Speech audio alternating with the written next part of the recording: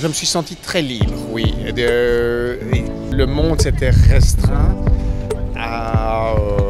aux objectifs que nous nous sommes fixés, c'est-à-dire arriver sain et sauf dans un classement raisonnable.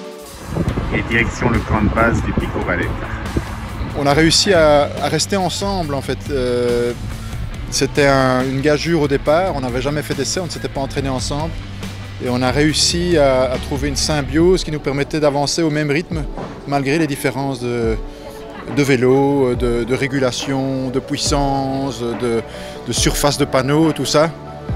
On a trouvé la symbiose qu'il fallait.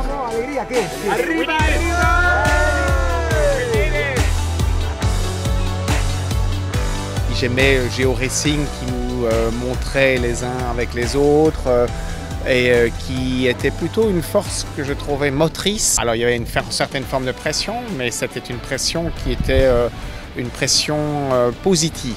On a ressenti aussi que le groupe était très bienveillant vis-à-vis de chacun des participants.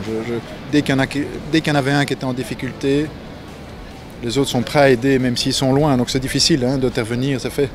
Mais ne fût-ce qu'en pensée, en énergie positive, en soutien, je veux dire, on sent quelque chose.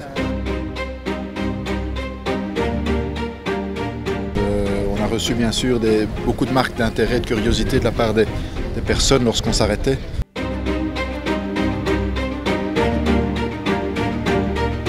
Oui, on s'est senti ambassadeur des énergies renouvelables. Oui, on en a parlé. Partout où on était, on avait une interaction avec les gens dans laquelle on pouvait exprimer nos idées, mais également on recevait des informations qui nous montraient la fragilité des écosystèmes que nous avons traversés. C'est une aventure, c'est sûr, mais ça ne va pas s'arrêter là.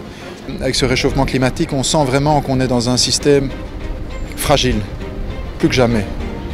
Et ça, on va vouloir le témoigner.